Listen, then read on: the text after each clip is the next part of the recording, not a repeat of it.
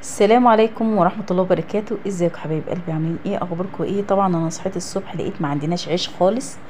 فافتكرت طبعا ان انا كنت عندي دقيق بلدي، فرحت واخده منه كيلو كده زي ما انتم شايفين. عملته مي الكميه دي وزودت عليه نص كيلو من الدقيق الزيرو. طبعا عملنا العيش الجميل ده يا جماعه، مش في يعني بصوا، ولا تعبنا ولا رحرحنا ولا اي حاجه من دي خالص. عملنا العيش الجميل ده على البوتاجاز، عيش بلدي. طبعا مش عايزه اقول لكم احلى 100 مره من اللي انت هتجيبيه من الفرن. فيا جماعه الاحسن لكم ما تجيبوش عيش من الفران، هاتوه دقيق، حصه دقيق لو انتوا بتاخدوا حصه، واعملوه في البيت احسن بكتير جدا من ان انتوا تشتروه. تعالوا بقى مع بعض نعمل المقادير بتاعتنا نشوفها ايه. طبعا ده الدقيق البلدي، انا فضيت جزء منه كده وابتديت ان انا انخله بالمنخل ده اللي انا اشتريته معاكم، اللي انا اشتريته في سوق الخميس اللي قلت لكم عليه. طبعا بيطلع رده من الدقيق البلدي بالشكل ده. طبعا الدقيق البلدي يا جماعه بيتباع ب 12 جنيه ونص، تمام؟ بيتباع بره ب 12 ونص. هبتدي ان انا انخل الدقيق كله في الطبق بتاعنا او الحله بتاعتنا كده لحد ما ايه اخلص واخد منه الرده. طبعا الرده دي احنا ما بنرميهاش، الرده دي احنا بنحتاجها وبنقرص عليها الدقيق بتاعنا، العجينه بتاعتنا. طبعا انا كده خلصت. شوفوا الكيلو ونص طلع منها قد ايه، كيلو قصدي طلع منه قد ايه. تعالوا بقى ده النص كيلو اللي قلت لكم عليه. هبتدي ان انا افضي النص كيلو الزيرو. شايفين طبعا هيتنخل معانا بكل سهوله وهينزل كله لان ما فيهوش رده. ده ما فيهوش رده يا جماعه. الدقيق الزيرو بيدي طعم للعجينه وبيديها مطه حلوه، فيعني حطوا مع الدقيق البلدي نص كيلو حتى. زي ما انتم شايفين كده هبتدي ان انا اقلبهم مع بعض كويس، ونبتدي ان احنا نعمل المقادير بتاعتنا. طبعا المقادير بسيطه وسهله جدا، مش محتاجه اي حاجه. انا من نوعيتي انا بحب احط سكر في قلب العجينه. طبعا هجيب معلقه من الخميره دي، معلقه السكر، وهاجي هنا بمعلقه خميره وذره ملح، او يعني نص معلقه ملح، ربع معلقه ملح، ما بكترش ملح في الدقيق بتاع العيش. هقلبه كويس. طبعا الخميره انا واثقه فيها ومتاكده منها كويس. هبتدي ان انا دلوقتي ان انا احط الملح واقلبه كويس. بعد كده هننزل بالميه بتاعتنا. اول حاجه هننزل بالخميره ونبتدي ان احنا نلمها. بعد كده ننزل بقى بالميه. انا هنا استهلكت 5 كوبايات من الميه، يعني انا احتاجت 5 كوبايات من الميه. طبعا زي ما قلت لحضراتكم قبل كده ان في دقيق بيختلف عن دقيق. في دقيق ممكن ياخد معاكي 6 كوبايات، في دقيق ياخد معاكي 5، حسب الدقيق اللي انت بتستخدميه. طبعا انا هوريكي ملمسها هيوصل معاكي ازاي، وفي نفس الوقت انت تشوفي الطريقه علشان تعرفي تعمليها. خلاص هبتدي ان انا الم كده العجينه بتاعتنا. هبتدي ان انا اخلص والمها لحد ما يوصل للقوام اللي انا هوريه لكم. طبعا يا جماعه بتسيبوا العجينه تخمر، يعني ما تشتغلوش الا لما العجينه تخمر. انا هنا اشتغلت على طول، ما استنيتش بصراحه، بس الاحسن ان انت تسيبيها تخمر. هبتدي ان انا اعجن كده زي ما انتم شايفين، والم العجينه وابتدي ان انا انزل. هحاول ان الم بقى الميه كلها، نحط كميه الميه بتاعتنا بس طبعا حبه بحبه عشان خاطر ملمس العجينه يوصل للقوام اللي هوريه لكم. طبعا يا جماعه العجينه دي بتتعجن كويس، تفضلي تعجنيها كويس زي ما وريتكم قبل كده انتوا بتعجنوا ازاي. بس العجينه دي يعني مش بتحطيها على الرخامه ولا حاجه، دي عشان دي بتبقى سايله عن اللي احنا بنعملها للمعجنات التانية. هنبتدي ان احنا نهرسها كده، نفضل ندعك فيها كويس لحد ما يوصل للقوام. طبعا انا هنا ما كنتش عارفه يعني اعمل الكويس، فاحطها في الارض وابتدي ان انا اعجنها معاكم. بس الاول الم الميه بتاعتها وابتدي ان انا اخلص مقاديرها كلها. بعد كده نبتدي ندعكها كويس او نعجنها كويس زي ما انتم شايفين كده. خلاص ملمس العجينه بتاعت العيش يا جماعه بيبقى العيش بلدي، بيبقى ملزق، ما بيبقاش اللي هو ماسك نفسه زي البيتزا او الفينو او كده. ملمسها بيبقى مختلف زي ما انتم شايفين كده. انا كده خلاص حطيت المقادير بتاعت الميه كلها بتاعتي، وهبتدي ان انا اعملها بالشكل اللي انتم شايفينه. طبعا شايفينها ملزقه ازاي. هنزل بقى دلوقتي كده على الارض وابتدي ان انا يعني ابتدي اعجن فيها كويس عشان خاطر الملمس بتاعها يوصل للي هوريه لكم دلوقتي. طبعا يا جماعه لو انتوا دلوقتي هتبتدوا ان انتوا تعجنوا خلاص كده، هنبتدي الرده بتاعتنا نرشها في صينيه. ونبتدي بس الاول بعد ما نتاكد ان هي خمرت، بعد ما تخمر تبتدي ان انت تقرصيها زي ما وريها لكم. خلاص كده هبتدي ان انا احاول اوريها لكم كده. خلاص ان انا خلصتها. شايفين هي كده ابتدت تطرق قوي معايا وتبقى عامله معايا كده. خلاص احنا كده خلصنا العجينه بتاعتنا. انا ماسكاها طبعا بحاول ان انا اعملها يعني ادعك فيها، كل ما تدعكي فيها اكتر كل ما يبقى الملمس العيش احلى. خلاص كده انا خلصت. هبتدي بقى ان انا ادهن ايدي بميه واروح لما العجينه من كل جنب كده علشان خاطر تسيبها ترتاح بقى شويه ان هي تخمر. بعد كده نشتغل في العجينه بتاعتنا. طبعا انا زي ما قلت لكم انا ما استنيتش بصراحه ان هي ترتاح، اشتغلت على طول. طبعا عندي صينيه كبيره حطيت عليها رده، هبتدي ان انا اقرص معاكم العجينه بتاعتنا وارصها في الصواني علشان خاطر هشتغل رغيفين رغيفين. طبعا عندك الفرن كبير عادي اشتغلي بصينيتين صينيتين، لان فرن كبير.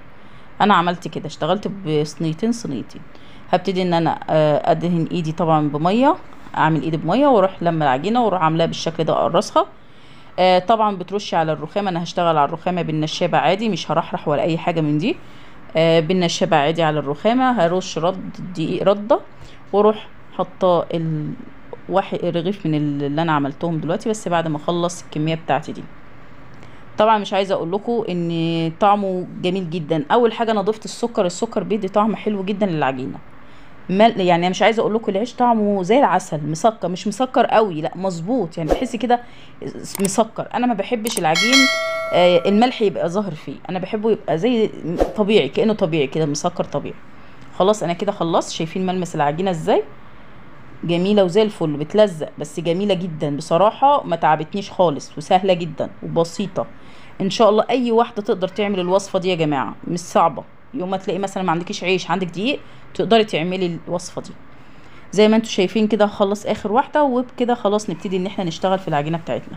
طبعا رشيت على الرخامه بتاعتي رده اللي انا وريتها لكم، وابتدي ان انا اشتغل في العجينه بتاعتنا. طبعا الصينيه دي يا جماعه انا حطيتها على النار تسخن كويس عشان خاطر ما يلزقش فيها العيش بتاعنا. هو مش هيلزق، بس ايه اللي هو لازم انا اعمل كده. زي ما انتم شايفين كده خلاص. هبتدي بقى بالنشابه ان انا اعملها. طبعا ده اللي انا قرصتهم.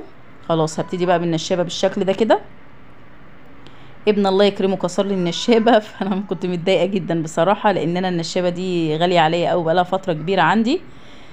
الله يسامحه بقى، يعني كسرها لي، فيلا الحمد لله قضت الغرض برضه، ما فيش مشكله. زي ما انتم شايفين كده بدهنها بزيت علشان ما يلزقش فيها العجينه، او دقيق زي ما تحبي، يعني ممكن تدهنيها دقيق او زيت مش هتفرق. فخلاص كده انا خلاص هبتدي طبعا ان انا اشغل البوتاجاز، اشمع من فوق، احطها في الصينيه الاول واروح مولعه عليها البوتاجاز من فوق، تتشمع من تحت.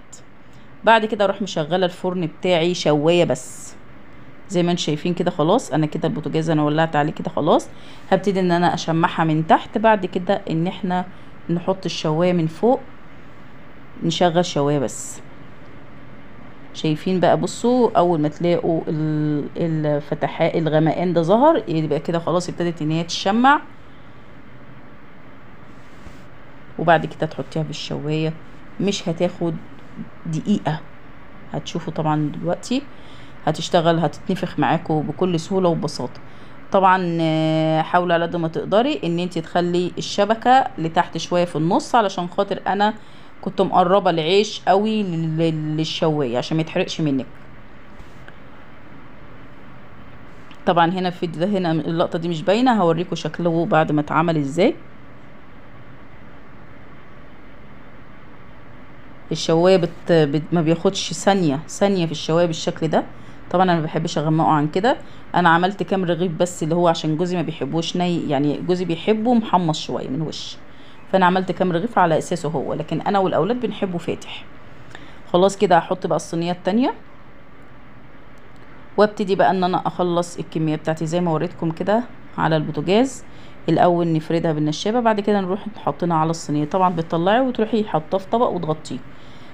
تفرديه في حاجه على الارض، فرشه على الارض، وتروحي فرداه واحده واحده واحده، وتروحي مغطيه عشان ما ينشفش منك. طبعا مش عايزه اقول لكم مدى طراوته ومدى جماله. طبعا هقول لك على حاجه كمان، حاولي على قد ما تقدري لما تيجي تعملي بالنشابه ما تفردوش قوي قوي عشان ما يبقاش رقيق، لا يبقى فيه يعني يبقى ماسك نفسه تخين كده شويه.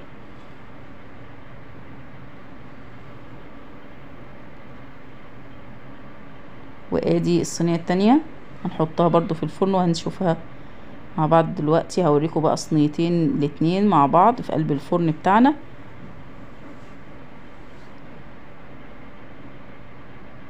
ادي شايفين بقى شكله عامل ازاي.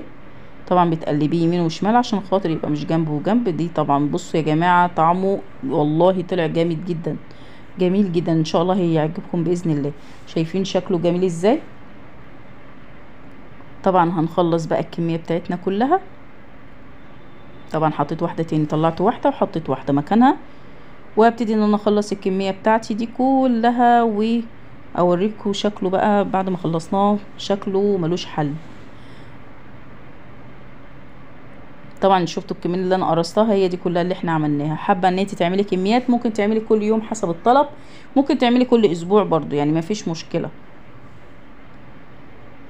بس بصراحه انا الاول كنت اجيب دقيق بلدي واروح ابعته لواحده تعمله لي عيش فلاحي، بس للاسف انا لقيت العيش يعني كان، يعني الله يسامحها، يعني كان العيش مسوس، الرده بتاعتها كانت مسوسه، كانت حاطه رده مش نظيفه، فما كانش العيش ما كانش عاجبني بصراحه، وكان بيقرش، كان في زلط وبتاع. فانا بصراحه من ساعتها بطلت ان انا اودي عندها، فابتديت ان انا اعمله في البيت. عملت الكميه البسيطه دي، قلت ان شاء الله يعني يوم كده ابقى قاعده فاضيه واروح عامله كميه كبيره ونروح شايلينها في الفريزر. شايفين بقى الجمال والحلاوه؟ مفيش طبعا بعد كده. طبعا بشمع فوق، بعد كده احطها على الشوايه. وادي العيش بتاعنا، شايفينه جميل ازاي؟ وادي شكل العيش بتاعنا بعد ما خلصناه. طبعا بيتكلم عن نفسه، مش عايزه اقول لكم طعمه يجنن يجنن. السكر يا جماعه بيدي طعم حلو قوي للعيش. في ناس ما بتحبش تحط السكر، لا انا بحب احط السكر. معلقه السكر بتفرق في طعم العيش جدا، بتحسوه كده زي العيش السياحي بالظبط، نفس طعم العيش السياحي لو انتوا تعرفوه. شايفين؟ كميه بسيطه بكيلو ونص من الدقيق، وطري وجميل وزي الفل. بصوا طري وجميل ازاي.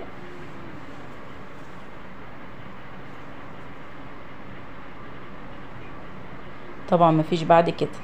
يا رب بقى اكون وصلت لكم الطريقه بسيطه وسهله تعجبكم ان شاء الله. امشوا على الخطوات بالظبط، ان شاء الله العيش هيطلع معاكم زي الفل. يا رب يكون الفيديو عجبكم. ما تنسوناش بقى بلايك والاشتراك في القناه وتفعيل الجرس. مع السلامه.